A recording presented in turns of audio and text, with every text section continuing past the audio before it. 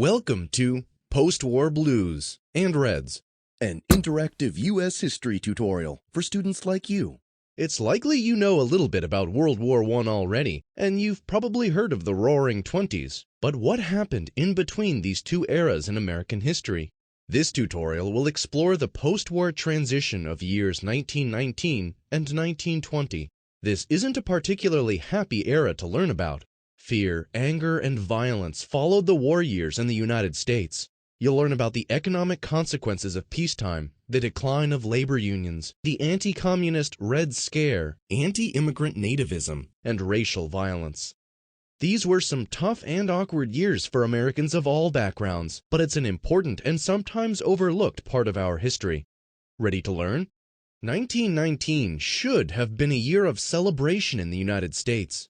World War I, the Great War, had ended the previous fall with the surrender of Germany and the Central Powers.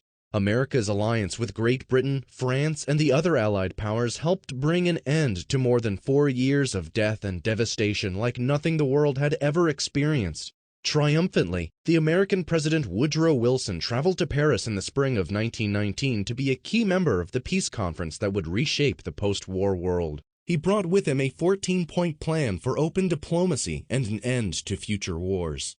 But Wilson's plans were largely undone by allies whose top priority was punishing and weakening Germany. And once Woodrow Wilson returned home, he failed to convince the U.S. Senate to ratify the treaty that would bring America into the League of Nations, the international organization designed to prevent future world wars. The president suffered a terrible stroke that year and would finish his term in office as an invalid, isolated from the public inside the White House. The United States lacked leadership. Instead of celebrating the great victory that it and its allies had achieved, America lurched from war to peace in a period of transition that was awkward and often dangerous.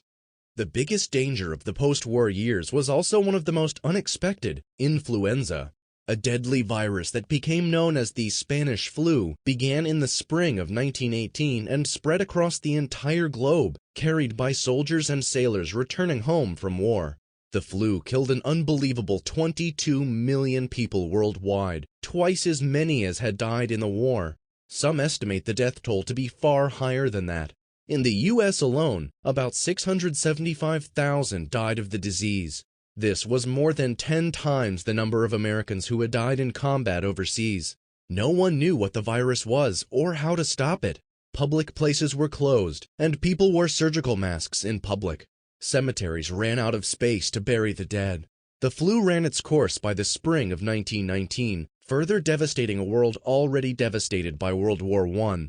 Nothing, no disease, war, or natural disaster in history has ever killed so many people in such a short time. Americans faced a difficult transition from a wartime economy to a peacetime one. In 1917 and 1918, the entire national economy had been mobilized or organized to support the war effort. A War Industries Board had put the government in charge of the economy, telling manufacturers what they could and could not produce, and even what prices they could charge. The absence of 4 million men serving overseas had created a labor shortage that was filled by workers who would not have been able to find good employment in peacetime. Women, and African Americans in particular, found their skills badly needed in factories and mills. Propaganda ads like the ones you see here helped to recruit female workers to report for duty on the home front. All this changed when the war ended and demobilization occurred. Soldiers returning home expected their old jobs back, displacing these new workers. Women who had enjoyed new independence and responsibility outside the home were now expected to return to traditional domestic roles as wives and mothers. Farmers were hurt most by the new economy. During the war, the government had encouraged them to provide enough food to feed the nation and its allies. But after the war, farmers found themselves with goods they could not sell, and prices that shrank once government controls were lifted. Farmers who had invested money in their businesses during the booming war years now had debts they could not hope to pay back. Agriculture would remain the weakest part of the economy for a long time. For many Americans, the 1920s would be a roaring decade of big business and wealth creation. But first, the entire nation experienced a short but sharp depression in 1920 and 1921 as the economy contracted to its new post-war reality. Labor unions saw their influence decline after World War I. During the war, the government had needed the cooperation of unions to keep workers happy and factories producing. Unions had enjoyed strong bargaining power to negotiate working conditions for their members. During wartime, the last thing anyone wanted was labor strikes, like those from before the war that might disrupt the economy. But after the war, unions lost that bargaining power. Labor was now in less demand. In 1919, more than 4 million workers went on strike in thousands of different incidents. Some of the biggest were in the steel and coal industries. Several unions joined together to organize a general strike or a work stoppage in Seattle, Washington. Workers in multiple industries there demanded higher wages. The strike was nonviolent and it only lasted 5 days, but the public reaction was very negative. Strikers were called communists and radicals. Anti-union sentiment rose across the nation. In Boston, most of the city's police force went on strike. Massachusetts Governor Calvin Coolidge, a future president, called on the National Guard to keep order in the city. Coolidge became a hero to many when he said, "There is no right to strike against the public safety by anybody, anywhere, anytime." When the police ended the strike and tried to return to their jobs, they were refused. It was another blow against organized labor. One of the reasons Americans were quick to call strikers communists had to do with another post-war phenomenon, the Red Scare. The Reds that Americans feared were communists, Russian communists in particular. At the start of World War I, before the U.S. became involved, Russia had been one of the key Allied powers opposed to Germany. But by 1917, after suffering more than 5 million casualties, Russia's government collapsed into chaos and its emperor, the Tsar, stepped down from power. A radical group of communist revolutionaries, the Bolsheviks, took over Russia's government. Vladimir Lenin was their leader.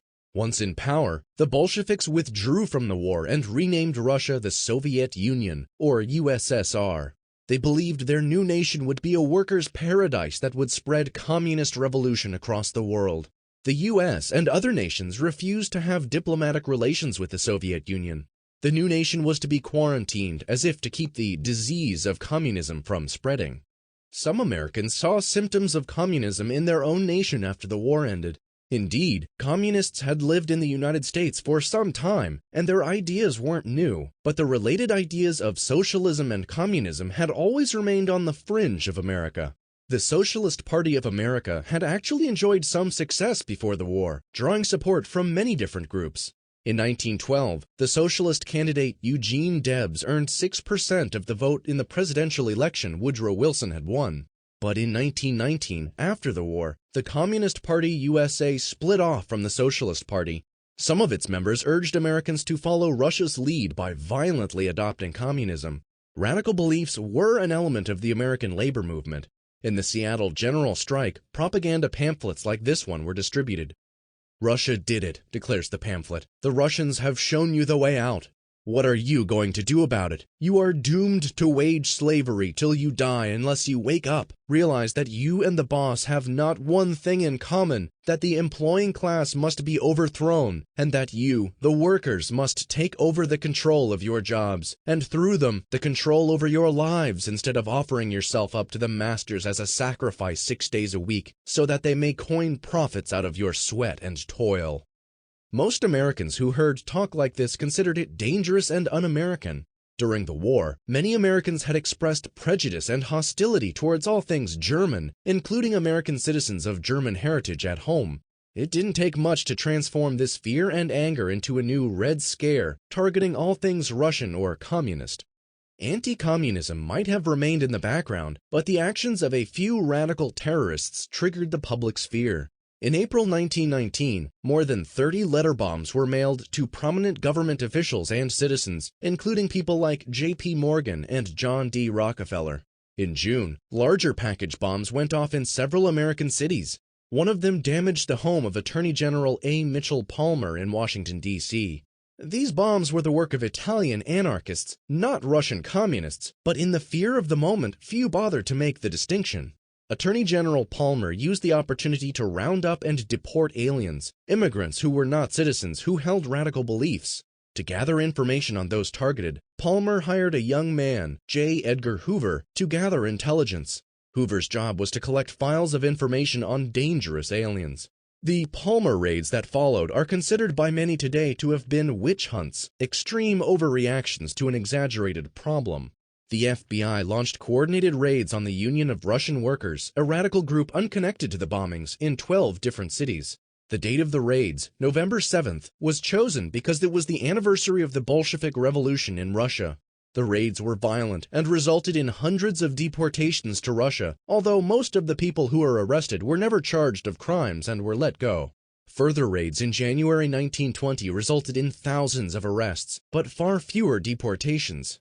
Afterward, the raids were criticized as illegal and unconstitutional by prominent lawyers and the American Civil Liberties Union. Palmer lost credibility when he announced that a radical attempt to overthrow the government would occur on May 1, 1920, International Workers' Day. The revolution failed to occur. By the summer, the Red Scare had largely subsided. Americans realized that the isolated actions of terrorists did not necessarily mean the start of a revolution. The Red Scare faded, but the broader idea of nativism continued into the 1920s and beyond. Nativism is the idea that immigrants and the culture they bring with them are undesirable and un-American. The outbreak of World War I had greatly reduced immigration from Europe. When it resumed after the war, the public reaction was much more negative than it had ever been. The war and the Red Scare had conditioned Americans to fear foreigners as potential enemies. Congress passed an Emergency Immigration Act of 1921 that placed limits on the total number of immigrants and also introduced quotas, specific limits that determined how many people from certain nations could immigrate to the U.S. in a given year.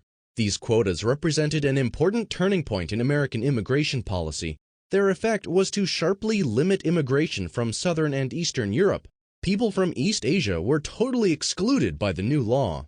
Latin Americans were not excluded, and immigrants from Mexico, Cuba, and other nations of the Western Hemisphere soon became the fastest-growing ethnic minority in the U.S. The most famous criminal case of the early 1920s unfolded against the backdrop of nativism. Nicola Sacco and Bartolomeo Vanzetti were both Italian-born anarchists. In May 1920, they were arrested for armed robbery and murder in Massachusetts. The judge at their trial was well known for his dislike of foreigners and radicals. The defendants claimed that they were innocent and that they had been framed for being anarchists. A jury found Sacco and Vanzetti guilty, but people then and now have claimed that they were really sentenced for their politics and their nationality. Some fellow anarchists formed a defense committee and raised money to get the two men a retrial.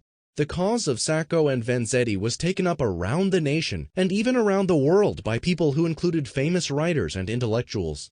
The appeals and protests on behalf of the two men lasted until 1927. Finally, Sacco and Vanzetti were both executed in the electric chair.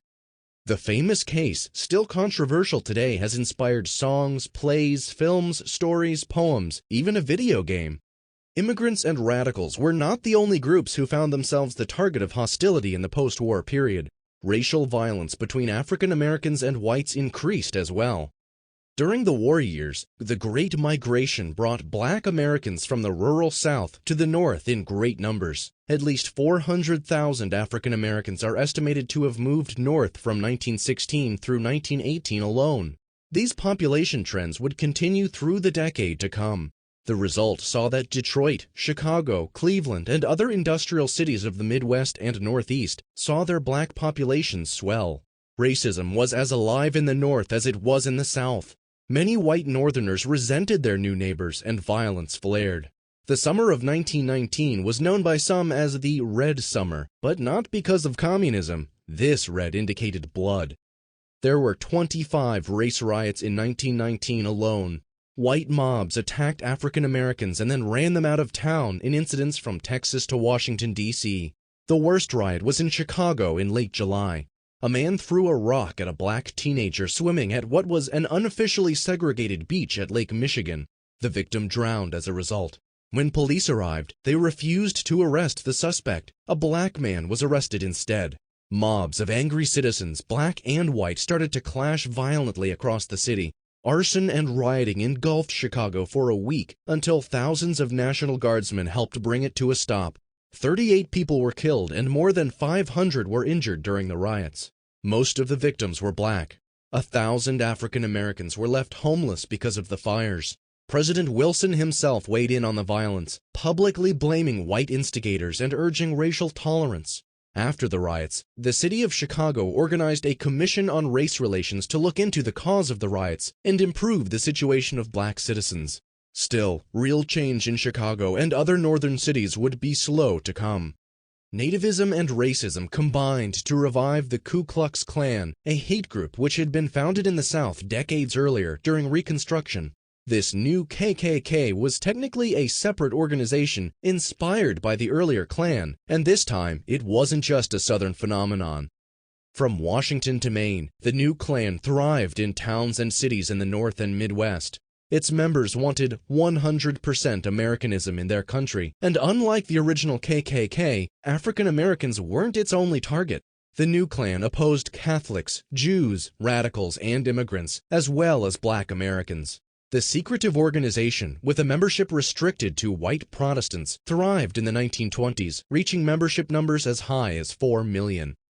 The 1915 movie The Birth of a Nation, a box office smash, played no small role in inspiring the Klan's revival. The silent movie told the story of the Civil War and Reconstruction from a Southern point of view, and it actually depicted the Ku Klux Klan as its heroes.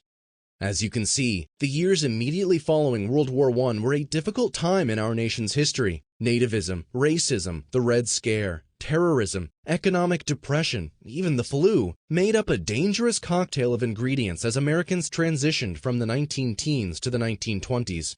After the war was over and won, and young men returned home with horror stories of life in the trenches, a widespread feeling developed in the U.S. that the war had been a mistake, that America should not have become involved.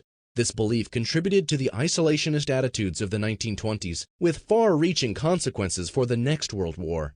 In 1920, Republican Warren G. Harding was elected president with a campaign that promised a return to normalcy. America's present need is not heroics but healing, not revolution but restoration, Harding said. He won in a landslide. The decade that was just beginning has become known to us as the Roaring Twenties. People think of it as a time of jazz, parties, and fortunes made in the stock market. But before the 1920s could truly get underway, Americans had to grapple with the awkward, dangerous post-war period you've now learned about in this tutorial.